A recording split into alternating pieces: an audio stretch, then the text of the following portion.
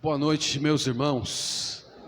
Deus abençoe cada um de vocês com a graça do Senhor Jesus. Amém. É uma alegria estar aqui com os irmãos. Meu nome é Marcos, eu sou pastor na Igreja Batista Regular da Pituba, em Salvador. Sempre me perguntam o que é Pituba. Pituba é um bairro de Salvador. E nós servimos lá ao Senhor há 11 anos naquela comunidade.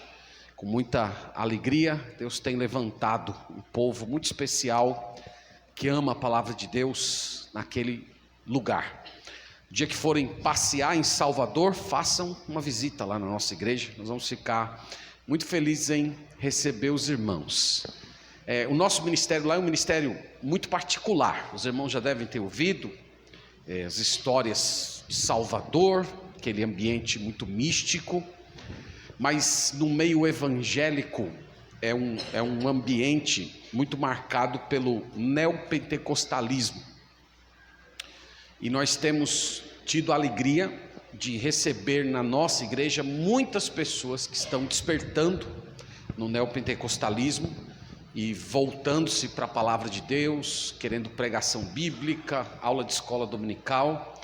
E Deus tem nos dado a graça de termos aproximadamente 90% dos membros da nossa igreja compostos desses irmãos muito amados, que quando chegam com muita sede de aprender a Bíblia, de ouvir pregação, e também com muitos arrependimentos, especialmente de ter perdido tanto tempo em um local em que a palavra de Deus não era pregada com fidelidade. Meus irmãos, nós vamos fazer uma oração, logo depois nós vamos abrir palavra do Senhor para meditar nela. Deus, nós estamos reunidos na Tua presença essa noite, no nome do Teu Filho. O anseio do nosso coração, Pai, é que o Senhor tenha recebido cada uma dessas canções, que elas tenham chegado ao trono da Tua glória, como sendo a expressão do nosso amor por Ti. Nós Te agradecemos, Senhor, porque o Senhor veio a nós. O Senhor se deu a conhecer através de Jesus, e um dia o Senhor abriu o nosso coração para crermos no Evangelho. Te agradecemos por esta igreja local, agradecemos por esta comunidade de fé, por tudo que o Senhor aqui tem feito. Nós pedimos, Pai, a Tua bênção para esse momento que vamos ler a Tua palavra, que o Teu Santo Espírito seja o grande professor e mestre do nosso coração. Oro também, Senhor, pela Igreja Batista Regular da Pituba que está reunida nesse momento. Peço que o Teu Santo Espírito abençoe visitando aqueles irmãos. No nome de Jesus, nós oramos. Amém. Amém. Meus irmãos, eu não sei se acontece isso aqui na igreja, mas todo ano lá na nossa igreja, quando começa o ano, nós sempre recomendamos os irmãos a começar a ler a Bíblia. Então, eu vou lá na frente, faço aquele apelo. Olha, irmãos, vamos ler a Bíblia, encarar esse desafio de ler toda a Escritura. Se você tem mais de um ano de crente, não leu a Bíblia toda, isso é uma vergonha para você e tal. Isso eu não estou falando para vocês não, estou dizendo que eu falo lá na igreja, viu? Então eu falo essas coisas para os irmãos, e aquele apelo, aí vem, levanta aquele monte de gente, calendário e tal. E é muito bom isso. Só que aí os irmãos começam a ler a Bíblia, Aí vai, livro de Gênesis, maravilhoso, termina com aquela história tão comovente de José. Aí entra o livro do Êxodo, maravilhoso também, Moisés retirando o povo em direção à terra prometida, aqueles milagres todos. Só que aí chega o livro de Levítico. E aí os irmãos começam a dar uma pisada no freio. E quando chega Números, aí parece que piora, porque aparece aquelas genealogias infindáveis, aparece também, muito obrigado meu filho, muito obrigado, se fosse numa igreja presbiteriana, isso aqui dava para batizar umas 50 pessoas, mas na igreja, não tem nenhum presbiteriano aqui não, nós amamos os presbiterianos, viu, irmãos, nós amamos, mas eles também não perdem a piada com a gente, então a gente retribui o amor. Então aí chega o livro de Números, Deuteronômio, especialmente Números, Aí os irmãos começam a pular. aí vão, aí quando cai nas crônicas, 10 capítulos de genealogia de novo, e os irmãos vão se desanimando. Então hoje eu vou pregar para vocês em uma genealogia, e eu quero procurar fazer isso para despertar o seu coração, para que quem sabe daqui para frente, toda vez que você lê uma genealogia, você se sinta desafiado a ver que Deus pode ter lições maravilhosas para você naquela genealogia. Então nós vamos fazer isso através de uma pregação biográfica. Nós vamos apresentar um personagem muito significante do Antigo Testamento, mas que infelizmente tem pouca informação sobre ele. Então nós vamos olhar ele na genealogia e depois vamos tentar construir um pouco da identidade dele. Então eu estou falando de Enoque e quero conduzi-los a Gênesis capítulo 5. Nós vamos ler do verso 18 ao 24. E nós vamos falar essa noite, irmãos, sobre como viver perto do Senhor. Como andar com o Senhor. Eu tenho certeza que se você é de Deus, se você é uma pessoa realmente convertida a Jesus Cristo, um dos seus maiores anseios desse mundo é andar com Deus, é ser conhecido como uma pessoa assim. Então nós vamos olhar a vida desse homem. Eu espero que a obra do Espírito Santo na vida desse homem inspire você a querer viver assim também. Então a palavra de Deus em Gênesis capítulo 5, verso 18, lemos o seguinte: Jared viveu 162 anos e gerou a Enoque. Depois que gerou Enoque, viveu Jared 800 anos e teve filhos e filhas. Todos os dias de Jared foram 962 anos e morreu. Enoque viveu 65 anos e gerou a Metusalém. Andou Enoque com Deus, e depois que gerou a Metusalém, viveu 300 anos e teve filhos e filhas. Todos os dias de Enoque foram 365 anos. Andou Enoque com Deus, e já não era, porque Deus o tomou para si. Os irmãos estão com a versão atualizada? Foi a mesma versão que eu fiz a minha leitura? Foi? Então, vamos ler todos juntos o versículo 22. Vamos lá? Todos juntos. Andou Enoque com Deus.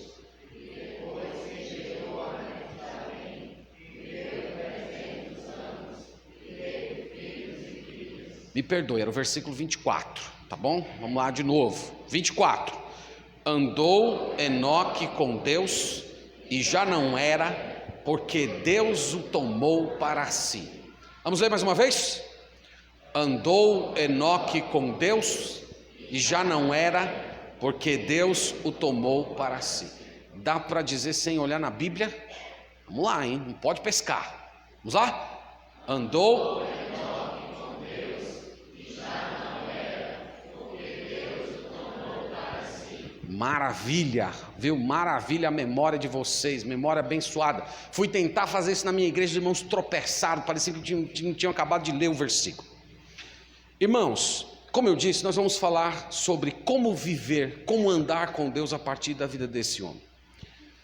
E eu fiz a partir da elaboração de perguntas, né? Eu sou daquela velha pedagogia do questionário. Não sei se vocês pegaram esse tempo, que tinha os textos da escola e o professor entregava para você, dizia: faça um questionário de 10 perguntas a respeito desse texto aqui para você estudar. E aí a gente pegava, elaborava as perguntas. Então essa estrutura ficou na minha cabeça. Então toda vez que eu me aproximo de um texto, na minha cabeça já forma um questionário. Então nós vamos fazer isso, né? Você que é de uma pedagogia mais moderna, tem um pouquinho de paciência com a minha pedagogia, né, do século XV a.C., mas nós vamos tentar aqui olhar a vida desse homem, elaborando algumas perguntas. A primeira pergunta é essa: quem era Enoque? Quem foi esse homem? Então, meus irmãos, além desse Enoque mencionado aqui em Gênesis 5, verso 18, há 3 deles no livro de Gênesis. Em Gênesis 4:17, por exemplo, há um Enoque filho de Caim. As pessoas não podem confundir, são 2 linhagens diferentes. Eu vou falar daqui a pouco um pouco sobre isso. Então é um Enoque que é filho de Caim. Gênesis 25:4, nós temos o Enoque, o neto de Abraão, e Gênesis 46:9, nós temos o Enoque, filho de Ruben. Este Enoque aqui, do Gênesis capítulo 5, vocês viram, ele é chamado de filho de Jared, e ele é a 7ª geração depois de Adão. Então veja lá, ó, nós temos Adão, Sete, Enos, Cainã, Malael, Jared, Enoque. Memorizaram? Eu também não memorizei não, estava dando uma pescada aqui, viu, na minha anotação. Ele, meus irmãos, foi o primeiro pregador, o primeiro profeta da história da humanidade. E para a gente entender quem foi esse homem, eu acho que é muito apropriado a gente dar uma olhada naquilo que está acontecendo ao redor da vida dele no livro de Gênesis. Quando nós lemos Gênesis capítulo 1 e 2, nós temos uma descrição da criação. Lá diz que Deus criou todas as coisas boas e perfeitas para a sua glória, colocou o homem num jardim no qual ele tinha todas as coisas perfeitas ao seu alcance e a presença de Deus com ele todos os dias. Só que em Gênesis capítulo 3 nós temos o capítulo mais triste da Bíblia. É o capítulo da revolta, é o capítulo da rebelião, é o capítulo no qual os nossos pais levantam os punhos contra o céu e resolvem assumir uma vida de independência diante de Deus. Eles não querem mais viver para a glória de Deus, eles querem procurar realização neles mesmos. Eles queriam ser iguais a Deus. Isso aconteceu em Gênesis 3. E em Gênesis capítulo 4, nós temos o primeiro homicídio. Isso é uma coisa muito interessante de você considerar. Nós temos 2 grandes mandamentos na lei de Deus: amar a Deus acima de todas as coisas e amar o próximo como a si mesmo. Em Gênesis capítulo 3, o homem deixa de amar a Deus acima de todas as coisas. Então, a partir do momento que ele não ama mais Deus como supremo valor, ele também não respeita mais o próximo, ele não tem mais apego à vida humana. Então, em Gênesis capítulo 3, o primeiro grande mandamento é quebrado. Em Gênesis capítulo 4, nós temos o segundo grande mandamento sendo quebrado à medida que Caim assassina o seu irmão Abel. Quando nós caminhamos no livro de Gênesis, chegando ao capítulo 6, versículo 5, queria que vocês olhassem comigo, provavelmente um dos versículos mais tristes do Antigo Testamento. Gênesis capítulo 6, versículo 5, nós lemos assim: viu o Senhor que a maldade do homem se havia multiplicado na terra e que era continuamente mal todo o desígnio do seu coração. Irmãos, é um texto triste. No verso 6, até as emoções de Deus são colocadas em voga. Diz que então se arrependeu o Senhor de ter feito o homem na terra, e isso lhe pesou no coração. Então você imagina que Deus está com as suas emoções magoadas. Vocês sabem, o pastor Wellington já deve ter explicado muitas vezes que esse arrependimento de Deus aqui não é o arrependimento no sentido humano, daquele que não conhecia as coisas que ia acontecer, mas aqui é um tipo de linguagem metafórica, simplesmente para expressar a tristeza que Deus estava carregando por conta da situação da humanidade. E o texto diz, irmãos, que a humanidade chegou num ponto tão terrível que não havia um minuto sequer em que aquelas criaturas que outrora criadas perfeitas por Deus estavam maquinando mal, estavam concebendo mal, estavam procurando meios de pecar cada vez mais. Então, isso era no capítulo 6. Os irmãos sabem que logo depois o Senhor toma a decisão de destruir todas as coisas e recomeçar o mundo dentro de uma nova configuração. Todas essas informações, irmãos, ajudam a gente a entender quem era Enoque. Quem era Enoque diante de tudo que nós falamos aqui? Eu gosto de chamá-lo de uma estrela solitária. Ele é um único. Ele é um homem sozinho. Ele é alguém que está brilhando no meio de uma geração de trevas. Ele é alguém, meus irmãos, pense nisso, ele é alguém que não tem com quem compartilhar a fé, ele não tem ninguém para orar com ele não tem uma comunidade para se reunir e um estimular os outros. Ele é uma estrela solitária, e é ele, irmãos, que dá brilho ao capítulo 6, ao capítulo 5 de Gênesis, conforme acabamos de ler. Então isso traz uma lição muito importante para a gente. Talvez você, por exemplo, não seja uma pessoa importante, talvez você se veja como alguém que não é conhecido por ter grandes dons, por ser uma pessoa de influência, mas mesmo assim você pode brilhar como luz no meio das trevas, se você tomar a decisão de andar com o Senhor. Se você tomar a decisão de andar com o Senhor, de repente você pode ser esse pontinho de luz, esse pontinho de graça, esse aroma do bom perfume de Cristo no lugar onde você está. Então é assim que eu vejo Enoque. Em primeiro lugar, ele é uma luz cercada de trevas. Então essa é a resposta à primeira pergunta. Segunda pergunta é essa: o que fez Enoque? O que ele fez? Quais foram as suas realizações? Eu sempre gosto de dizer, irmãos, lá na igreja em que pastoreio, que toda vez que alguém está lendo a Bíblia e há uma repetição na Bíblia, você deve dar uma atenção espiritual, uma atenção especial, porque o autor final da Sagrada Escritura é o Espírito Santo. Então, se o Espírito Santo repetiu uma palavra, repetiu uma expressão, é porque tem algo que ele quer sinalizar ali.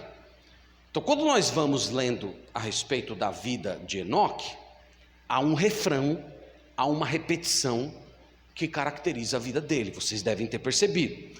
Vamos de novo no capítulo 5, lá no versículo 22, nós lemos a frase: andou Enoque com Deus. E no versículo 24, nós vemos a mesma frase: andou Enoque com Deus.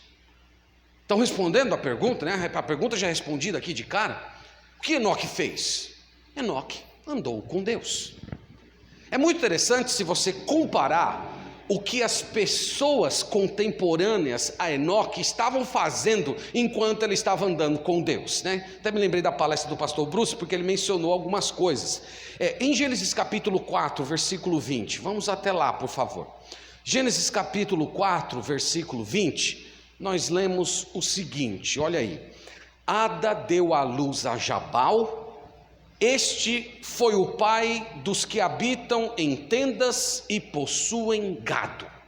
Então nós poderíamos colocar assim: enquanto Enoque estava andando com Deus, o que é que Jabal estava fazendo? Jabal estava constituindo as primeiras fazendas de gado do mundo antigo. Então ele era um fazendeiro, foi isso que ele fez. Ele estava lá preocupado com seus animais, a formação dos seus rebanhos, a saúde de todo o seu patrimônio. Ele estava fazendo isso. No versículo 21 fala assim: o nome de seu irmão foi Jubal. Este foi o pai de todos os que tocam harpa e flauta. Então, novamente, enquanto Enoque estava andando com Deus, o que é que Jubal estava fazendo? Ele estava ali formando as primeiras orquestras da antiguidade, estava formando instrumentos, criando melodias, ele estava produzindo cultura para o seu tempo. No verso 22, nós temos aqui um outro que fala assim: Zilá, por sua vez, deu à luz a Tubal-Caim, Que nome lindo para você colocar no seu filho, Fica aí uma sugestão, um nome bíblico. Qual é o seu nome, menino? Tubal-Caim, Que nome maravilhoso. Então, Tubal-Caim diz que ele era artífice de todo instrumento cortante de bronze e de ferro. A irmã de Tubal-Caim foi Naamá. Então nós poderíamos novamente colocar: enquanto Enoque estava andando com Deus, o que é que Tubal-Caim estava fazendo? Ele estava estabelecendo a indústria da metalurgia dos tempos antigos. Então, irmãos, eu acho que o ponto vocês já entenderam. Enquanto cada uma dessas pessoas estavam cuidando da sua própria vida, o que Enoque estava fazendo? Enoque estava andando com Deus. Enquanto cada uma dessas pessoas estava preocupada em formar o seu patrimônio, ganhar o seu dinheiro, formar o seu nome, criar uma estrutura de vida para deixar um legado para os seus descendentes, o que Enoque estava fazendo? Enoque estava buscando a face do Senhor. Pense na seguinte ideia: se o Senhor Jesus não voltar, um dia você vai morrer. E as pessoas que te amam, te admiram, elas vão se reunir ao redor do seu caixão para falar coisas ao seu respeito. O que essas pessoas vão dizer? Talvez digam que você foi um grande empresário, que você foi uma pessoa muito inteligente, que você foi um marido exemplar, que você foi um filho maravilhoso. Mas, irmãos, eu acredito que as pessoas mais felizes no céu e na terra são aquelas que serão conhecidas assim: aqui está uma pessoa que andou com Deus. Enquanto todas as pessoas da nossa geração estavam buscando seus próprios interesses, aqui nós temos uma pessoa que andou com Deus ao longo da sua vida. E foi assim, irmãos, que ele viveu. Então, os irmãos sabem que anos depois Deus ia dizer para Abraão assim: Abraão, ande na minha presença. Mais alguns anos depois, lá no livro de Deuteronômio, Deus vai dizer a Israel: Israel, ande atrás de mim. Mas a Bíblia diz: Enoque andou com Deus. Andar com Deus, meus irmãos, é a ideia de intimidade.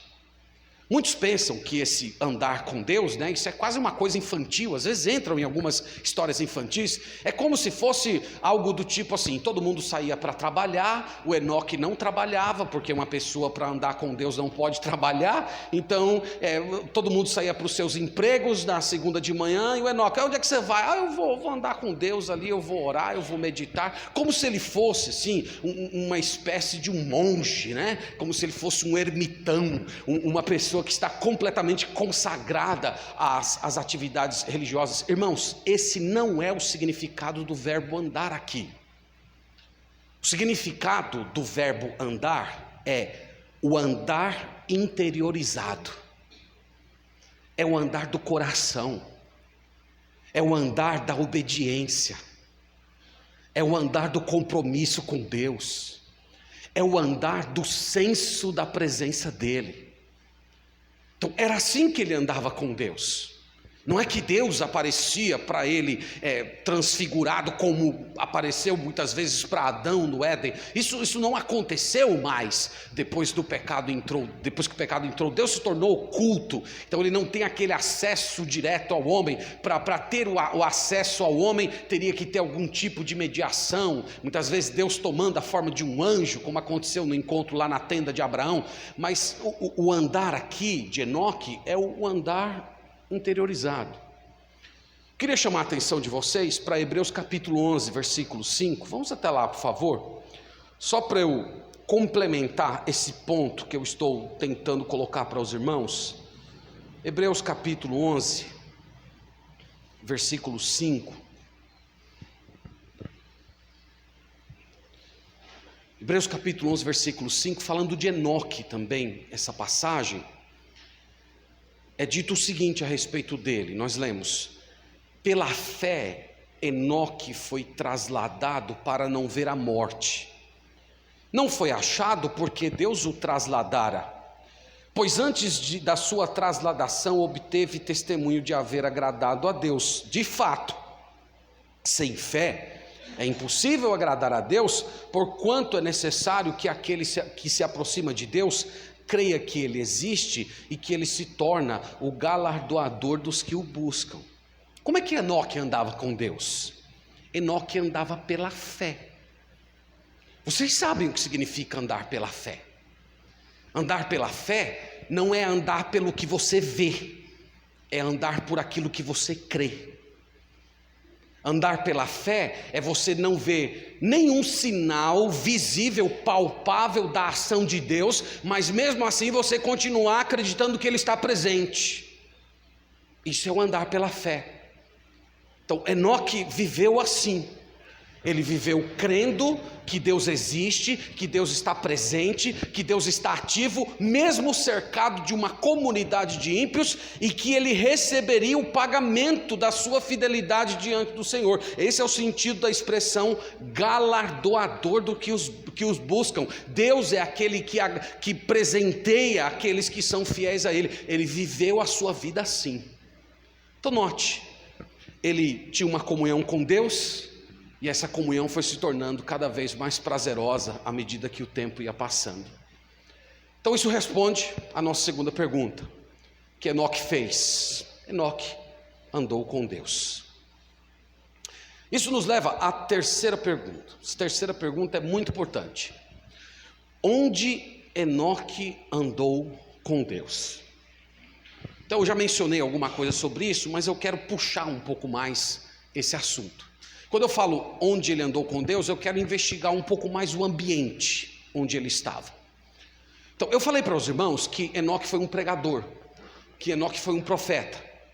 Mas lá em Gênesis, vocês leram comigo, não há nenhum versículo dizendo que Enoque foi um pregador, que Enoque foi um profeta.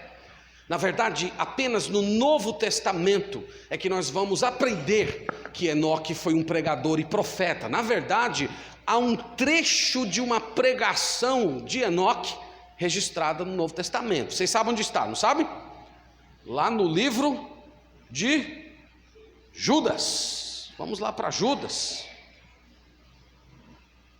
Quando vocês estão abrindo aí, no tempo que eu era seminarista, né, um irmão foi pregar no livro de Judas.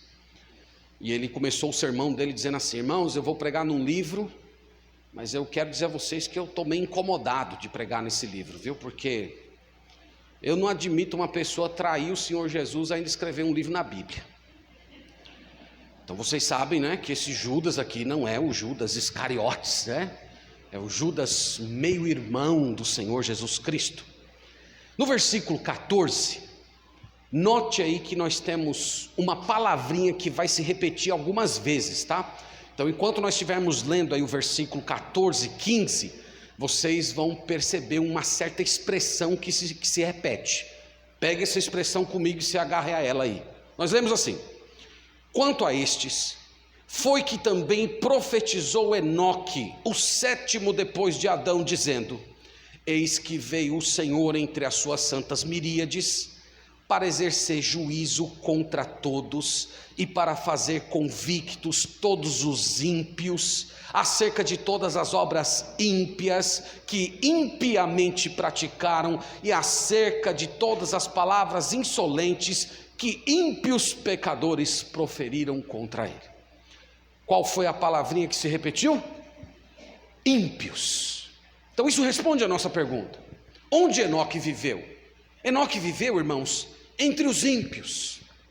Enoque viveu entre os blasfemos. Pense nisso. Enoque não estava vivendo apenas entre pessoas que estavam pecando à vontade, vivendo como se Deus não existisse. Não, ele vivia talvez entre os piores tipos de pessoas que já passaram por esse mundo. Pessoas blasfemas, pessoas que xingavam Deus, pessoas que depreciavam Deus, pessoas que estavam constantemente lançando insultos contra o Altíssimo. Enoque viveu entre essas pessoas, e mesmo assim, diz o texto, ele andou com Deus. Irmãos, o mundo que a gente vive é um mundo terrível. Nós temos uma mídia podre, nós temos influências malignas por todos os lados, e às vezes os crentes ficam desanimados diante de um contexto assim. Às vezes os jovens cristãos, eles ficam desanimados quando eles chegam na universidade e eles se deparam com os blasfemos, com os imorais, e eles às vezes se sentem apequenados no meio daquelas pessoas oprimidas entre elas. Às vezes um cristão no meio de um trabalho, vivendo ali entre pessoas terríveis, pessoas cuja conversa só gira em torno de coisas desse mundo, falando de tudo aquilo que é depravado e vil. E às vezes esses crentes concluem erradamente: não é possível andar com Deus, eu não vou conseguir andar com Deus aqui, eu só vou conseguir andar com Deus se eu sair daqui. Mas a história de Enoque vem para provar justamente o contrário, que é possível andarmos com Deus mesmo cercado de trevas, mesmo ao lado de blasfemos, mesmo ao lado de pessoas que vivam vidas depravadas, mesmo ao lado de pessoas que estejam lançando blasfêmias contra o Senhor. Considere comigo a seguinte ideia: se você for bom de matemática, você vai perceber que Adão ainda era vivo quando Enoque nasceu. Na verdade, o Adão era um jovem, ele era um jovem de 622 anos, quando Enoque nasceu. Então, para um homem que viveu ali 930, 622, podemos dizer que no mínimo ele era um coroa enxuto, não é? Quando o Enoque nasceu. Eles viveram 300 anos juntos, eles foram contemporâneos por 300 anos juntos. Agora pense nisso, Adão, que não andou com Deus dentro do jardim, ele viveu para ver Enoque andando com Deus fora do jardim. Adão, que tinha todas as condições para viver para a glória de Deus, porque ele estava cercado de pureza por fora e pureza por dentro, e que tinha a presença do Senhor todos os dias ali, ele não andou com Deus. E o Enoque, cercado de impiedade, lutando com seus próprios pecados, sem ver, sem tatear, andando apenas pela fé, ele foi capaz de andar com Deus fora do jardim. Isso é para reforçar, irmãos, o ponto que eu estou dizendo. Nós hoje continuamos vivendo fora do jardim, nós ainda hoje continuamos cercados de impiedade, lutando com os nossos próprios pecados interiores, e mesmo nessa condição nós podemos andar com Deus, nós podemos viver para a glória de Deus, nós podemos frutificar diante do Senhor, nós podemos ser uma bênção para a nossa geração. Um outro fato que eu quero mencionar sobre ele, nós lemos lá em Judas que Enoque foi o sétimo depois de Adão, mas nós temos um outro sétimo no livro de Gênesis, o sétimo da linhagem de Caim. Vocês devem lembrar que depois da entrada do pecado, nós temos duas descendências que vão povoar esse mundo. Nós temos a descendência da promessa, de onde futuramente vai vir Abraão, a nação de Israel e o Senhor Jesus Cristo. E nós temos uma descendência caída, uma descendência ímpia, os filhos da serpente, que no Novo Testamento, João 8,44, Jesus os chama de filho do diabo. Então nós temos duas descendências, e nós temos o sétimo das duas. Nós vimos o Enoque, já falamos sobre ele, mas nós temos o sétimo da linhagem caída, um homem chamado Lameque. Eu queria comparar com vocês esses dois homens. Então você vai lá, por favor, para Gênesis capítulo 4, vamos até lá. Irmãos, tem um pouco de paciência comigo aí, né? Eu fico chamando vocês, puxo vocês para o novo, levo vocês para o velho, né? Eu sei que algumas pessoas ficam meio impacientes com isso, mas tem um pouquinho aí de caridade cristã para comigo, tá? E tente me acompanhar. Veja, eu estou lendo verso 23 do capítulo 4.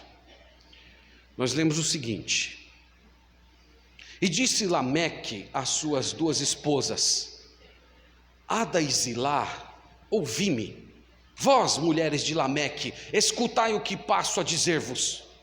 Matei um homem porque ele me feriu, e um rapaz porque me pisou. 7 vezes se tomará a vingança de Caim, porém de Lameque 70 vezes 7.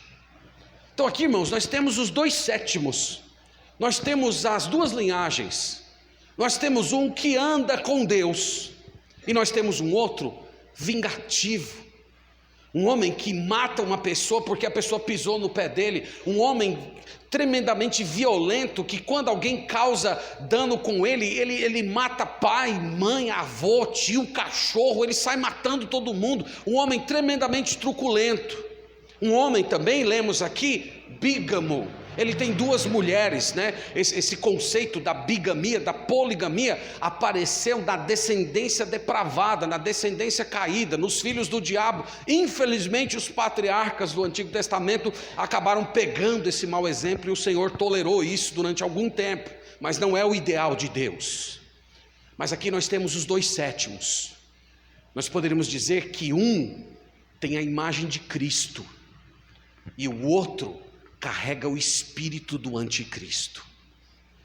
Isso aqui, irmãos, lembra uma coisa importante para a gente. Nós fazemos parte da linhagem santa também. Nós fazemos parte de uma descendência nova, não encabeçada mais pelo primeiro Adão, mas pelo segundo Adão, o Senhor Jesus Cristo. E nós temos que viver como filhos da luz, nós temos que viver como imagens de Cristo nesse mundo.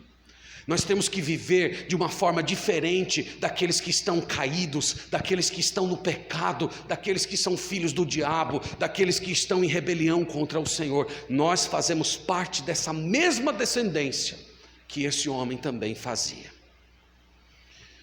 Um outro elemento que eu quero mencionar, vamos voltar lá para o capítulo 5, versículo 22.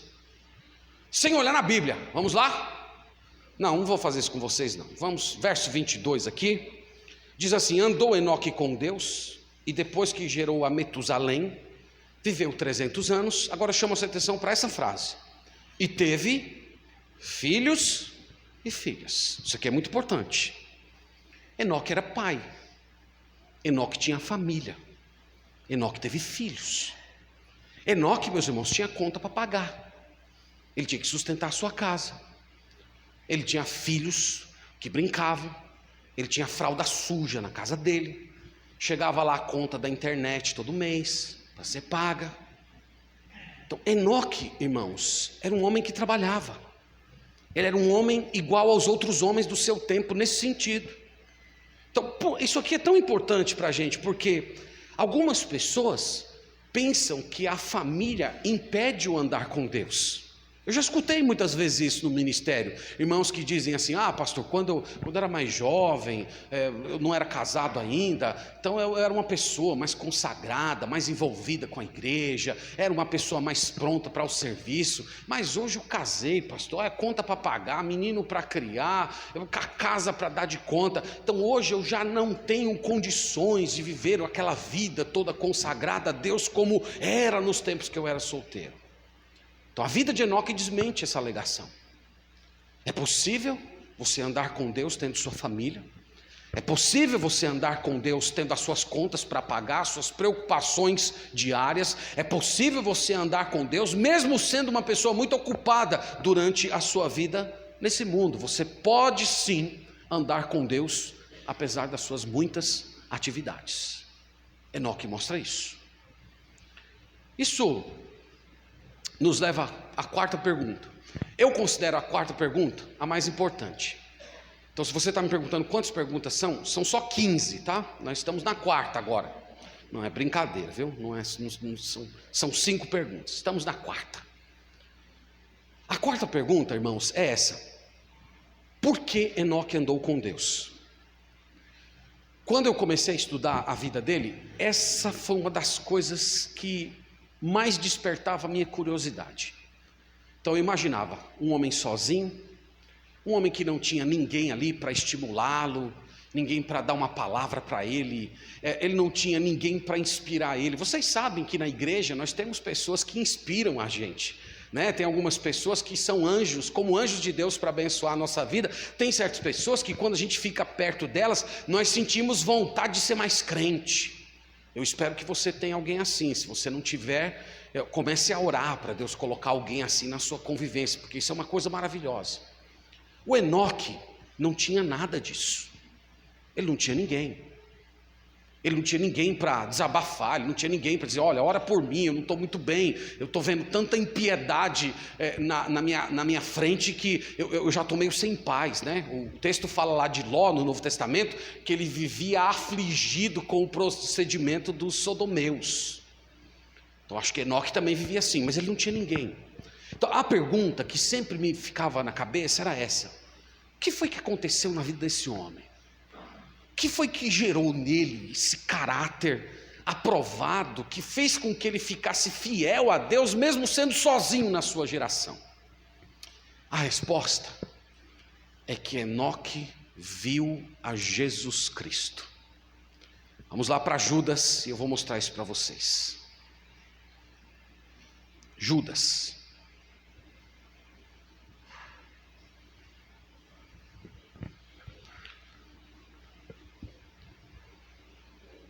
Isso é muito bonito, irmãos. Isso é muito bonito. Estou lendo Judas, versículo 14, nós lemos assim: quanto a estes foi que também profetizou Enoque, o sétimo depois de Adão, dizendo: eis que veio o Senhor entre as suas santas miríades. Então a palavra eis, né, é um vocativo aqui. Esse eis significa vejam, como se ele estivesse proclamando para as pessoas: vejam, o Senhor está vindo com os seus anjos. Esse é o significado de miríades. Então, irmãos, pensa nisso. Enoque viu a Cristo. Enoque viu a Cristo vindo com seus anjos para julgar esse mundo. Ele vivia cercado de ímpios, mas um dia Deus deu a graça dele contemplar o que iria acontecer no futuro. Jesus chegando com seus anjos e julgando todos aqueles ímpios, e a partir daquele momento, irmãos, isso formou uma mentalidade nele: olha, esse mundo pode continuar do jeito que está, as pessoas podem continuar se corrompendo, vivendo cada dia mais nos seus pecados, mas vai haver um ajuste de contas. O Senhor Jesus, o Deus dos céus e da terra, Ele vai vir, Ele vai invadir esse mundo com os seus anjos, e Ele vai julgar todos esses ímpios, esses blasfemos que ficam levantando seus punhos contra os céus. Ele viu, irmãos, a Jesus, e isso mudou completamente a vida dele. E foi por isso que ele continuou a sua vida toda andando pela fé, crendo naquela pequena revelação de Jesus voltando para salvar aqueles que eram dele e punir esse mundo com justiça. No Novo Testamento, certa vez o apóstolo Paulo, tentando trazer uma mensagem de conforto para o jovem pastor Timóteo. Segunda carta de Timóteo tem muito esse caráter, né? Timóteo estava bem desestimulado com o ministério. E dentre tantas coisas que Paulo diz a Timóteo, ele fala assim, lá no capítulo 2, versículo 8: Timóteo, lembra-te de Jesus Cristo.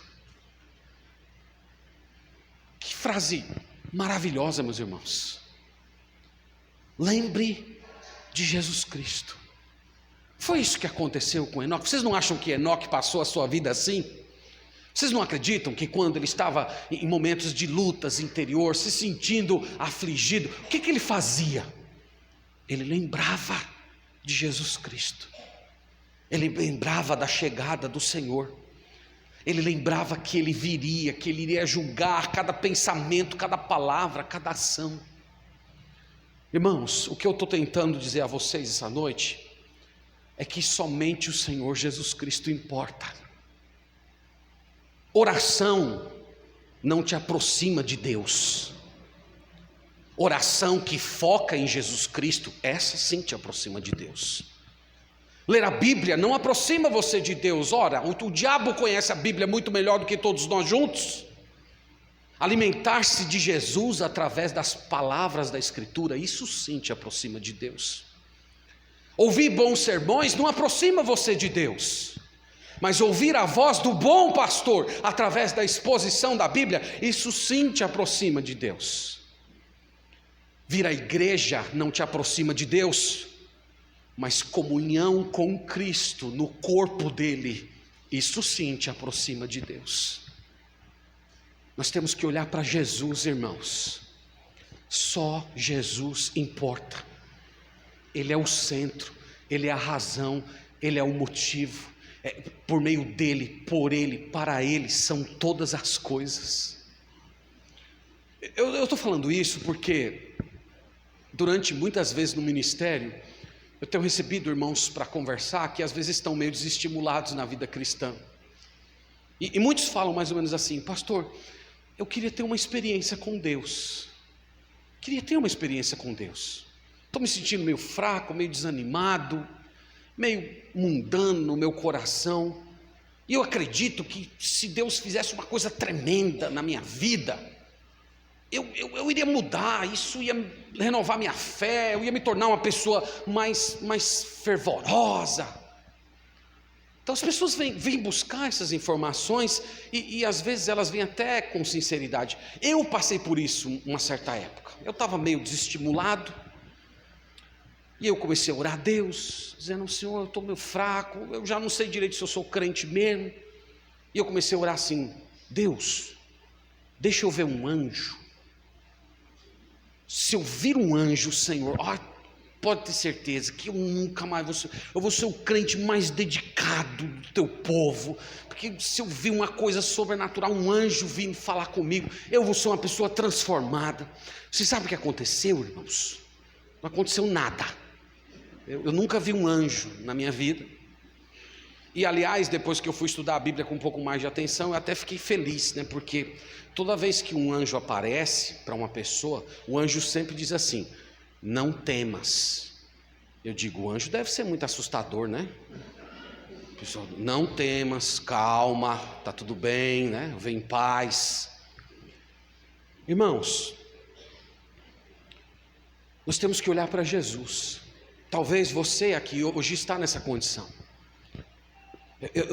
Precisa acontecer uma coisa nova no meu coração. Eu estou precisando de uma revitalização na minha espiritualidade. Eu estou precisando de algo sobrenatural. Quem sabe eu orar e um morto ressuscitar, um cego voltar a enxergar, ou eu ver uma conversão acontecendo porque eu falei de Deus para alguma pessoa. Eu espero que isso fique muito claro no seu coração. Você não está precisando de novas experiências. Você está precisando de novos pensamentos. Você precisa pensar mais em Jesus. Você precisa fazer o mesmo exercício de fé que Enoque fez. Enoque olhava para o futuro. Enoque, para os teólogos aí, Enoque olhava mais para a escatologia. Jesus voltando, estabelecendo o seu reino nesse mundo, julgando o pecado, colocando Satanás na prisão, inaugurando o seu reino milenar, e você se vendo como parte disso, você se vendo como um nobre, um rei, uma rainha no reino de Deus. Se você pensar nessas coisas, se você orar por essas coisas, e se pela fé você já começar a agradecer por essas dádivas hoje, o Senhor vai sim revitalizar o seu coração. Você precisa pensar mais em Jesus Cristo. Enoque fez isso. Você tem que parar de olhar para as suas fraquezas. Você tem que parar de olhar para os seus pecados. Você tem que olhar para aquele que perdoa os seus pecados. Você tem que parar de olhar para os seus desânimos e olhar para aquele que está sentado à destra de Deus e que hoje te anima através do Espírito Santo. Então, se você fizer isso, você vai se reencontrar na sua comunhão com o Senhor. A última pergunta, irmãos: para onde o andar com Deus conduziu Enoque? Então, qual foi a vida dele? A vida dele foi uma existência que valeu a pena? Então aqui nesse ponto, eu quero tentar comparar com vocês a vida de Enoque com a vida dos seus familiares mais próximos. Então, por favor, volte lá para Gênesis capítulo 5. Gênesis capítulo 5. Vamos ler a partir do verso 20. Gênesis capítulo 5, verso 20. Então, Gênesis 5, 20, nós lemos o seguinte: todos os dias de Jared foram 962 anos e morreu.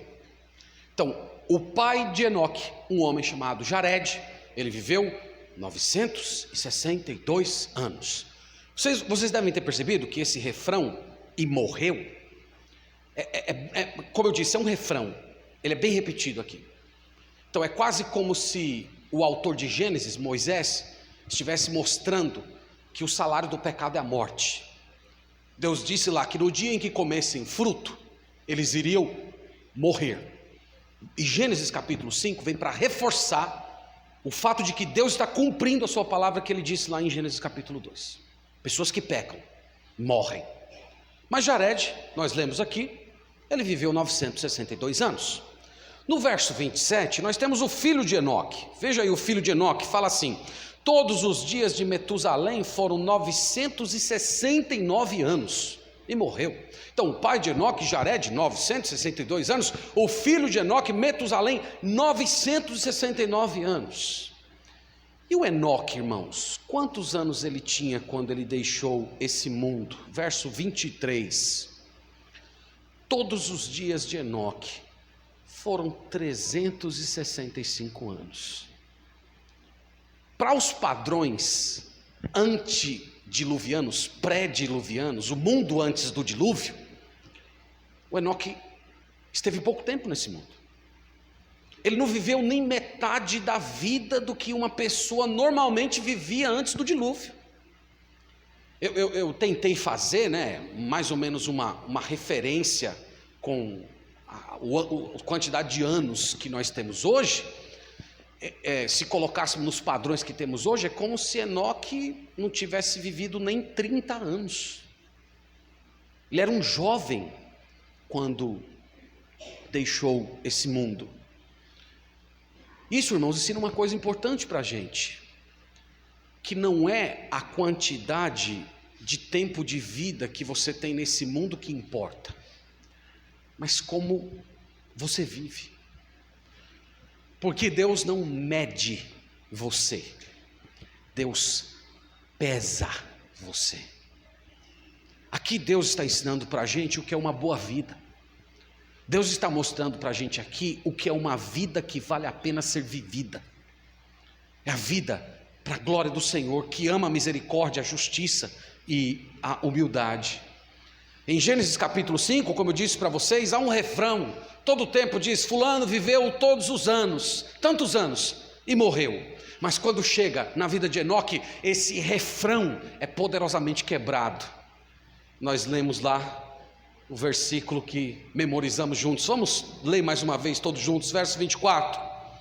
Andou Enoque com Deus, e já não era, porque Deus o tomou para si.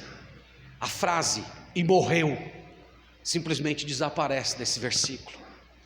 Quando, irmãos, a Bíblia diz que ele foi tomado, quando o texto diz que Deus o tomou, é uma forma de dizer que Deus estava tomando para si alguém que lhe pertencia.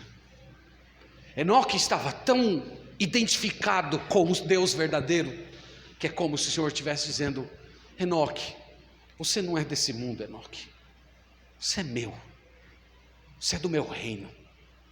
Então, Enoque, vem para casa. Certa vez uma criança de 6 anos escreveu uma redação depois de ouvir a história de Enoque na escola dominical. E ela escreveu o seguinte: Deus e Enoque eram grandes amigos. Ele vinha frequentemente visitar Enoque e oravam juntos. Numa bela manhã, Deus lhe disse, meu amigo, que tal andarmos juntos? Enoque disse, tudo bem, Senhor, vamos lá. E ele disse à sua esposa, até logo, meu bem. E eles tinham muito o que conversar. Eles viram os passarinhos, as flores, as cabras e seus animais, até que de repente Enoque percebeu que estava longe de casa. Depois de muito andar, Enoque disse, meu Senhor, ali está a tua casa. E agora como é que eu vou descobrir o caminho para a minha casa? Aí Deus disse, Enoque, você está mais perto da minha casa do que a sua. Então venha para a minha casa. E Enoque já não era, pois Deus o tomou para si. Meus irmãos, hoje nós estamos do outro lado da história. Entre Enoque e nós temos a cruz do nosso Salvador, que marca um novo momento, um momento glorioso.